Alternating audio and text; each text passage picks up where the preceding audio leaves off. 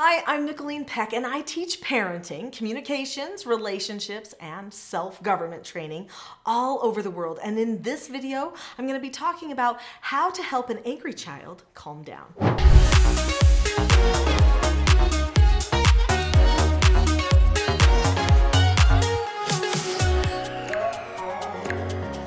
As a previous foster parent and mother of four, I have seen some children get angry before. But I will tell you that my own children got angry far less than my foster children did. And there is a reason for that. My own children were raised with the skills and principles of self-government. The foster children that came to my home had to overcome their angry habits and learn the skills and principles of self-government to replace those angry habits before they could find that calmness and that peace and understanding that they were really looking for. In this video, I'm going to be sharing with you some key things that you can do to help your child calm down when they're angry and find more power that comes in self-government. So what is self-government? Self-government is being able to determine the cause and effect of any given situation and possessing a knowledge of your own behaviors so that you can control them. That means that a person plans ahead of time how they want to behave, and then if it doesn't quite go right, they get themselves back on track by correcting themselves again and again. And how do they decide to correct themselves? By knowing that being corrected by a parent was not a painful process when they were growing up. That's right, we teach our children self-government by correcting them.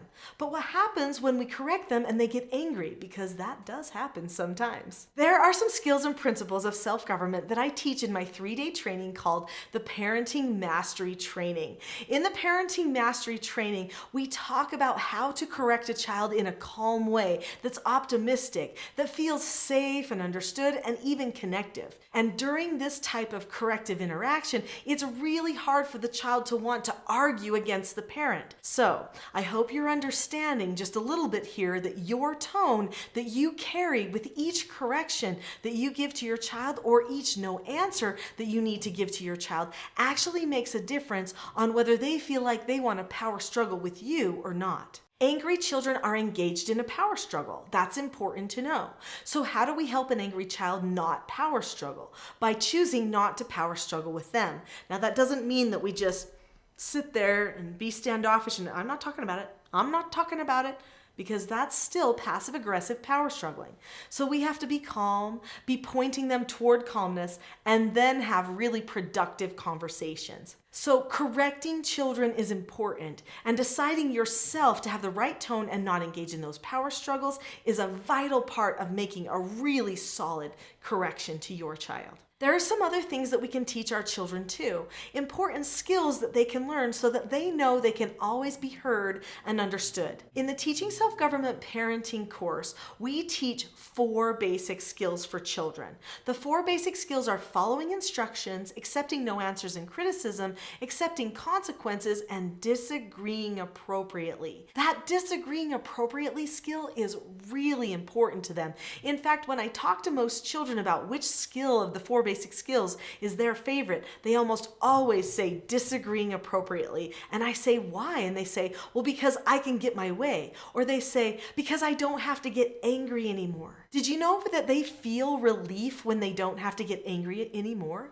Sure, at first, when you present new skills to them and you are not going to get angry and fight with them, they'll feel like they want to try to engage you because they have a habit of engaging you in those types of power struggles and that anger. But in the end, they feel great relief for not having to power struggle all the time, being understood, getting their way, and knowing that they have the power to be calm if they want to. Those other 3 skills of the 4 basic skills all include an option of disagreeing appropriately. So in all 3 of the other skills, to following instructions, accepting no answers and criticism, or accepting consequences, in the steps to those skills, one step in all 3 of those skills is say okay or ask to disagree appropriately. So that disagree appropriately skill is actually present in all of the self-government skills. And when a person learns those 4 skill sets for those 4 basic skills, that takes care of 99% of their behavioral problems. It empowers them. It teaches them that they can solve their own problems by just getting calm and talking about it. Before I get to my next point, I'd like to know what types of angry things you're dealing with at your house. What types of behaviors are they displaying when they're getting angry? Put some comments in the chat below and I'll take a look at those and get back to you shortly. I would like to share with you some steps that you can use for if a child is getting angry. Step number 1, do not talk back to them and power struggle with them. We've already covered that. Step number 2 is be calm. We've already covered that. Step number 3 is you've got to know what to say. So what are you going to say? If you're going to be calm and you're not going to talk back to them and react, what are you going to say? Well, I have trained myself to describe. So the first step to my corrections always is a description. After I've checked myself for calmness, so I say to them, just now I gave you an instruction and you didn't look at me. And you did not keep a calm face, voice, and body. You did not say okay or ask to disagree appropriately, but you did walk off to go do it. But you are not doing all the steps to following an instruction because there are 5. What you should do is you should look at the person, keep a calm face, voice, and body, say okay or ask to disagree appropriately, do the task immediately, and then check back. Since you chose not to do all 5 steps of following instructions, then you have chosen to earn an extra chore. Okay? And we always use an extra chore because work is the antidote for a sick character. And it's quick repentance too, so they don't have to have a negative consequence follow them around the whole day long just because they did one thing wrong. They're children. They make mistakes. They need to be able to get over it quickly, but also do something that they get to do. They have to accept their consequence. If we just take stuff away from them, that doesn't teach them that much. Then we move on with a practice session. So we usually do a practice of what they should have done multiple times with some role plays as part of the corrective teaching. These are the words that I say. This is what I use when I'm correcting the problems. Now, if the child still continues to go completely out of control, then you need to have another skill set. What's that other skill set?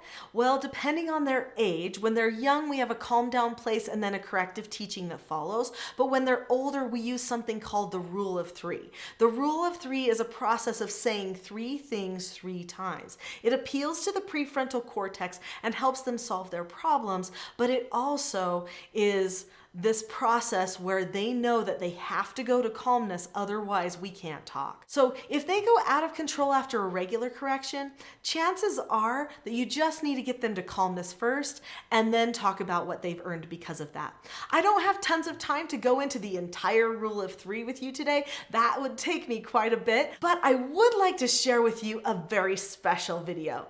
There is a video I know you're going to enjoy that will teach you more about the skills of self-government and how to create that proper tone in your home so that your children will choose not to be angry and frustrated anymore. In fact, I share an expectation trap and a cycle for success. In the trap, we see how a person gets trapped in anger. That type of information for your child could be very eye-opening, and it could be eye-opening for you too.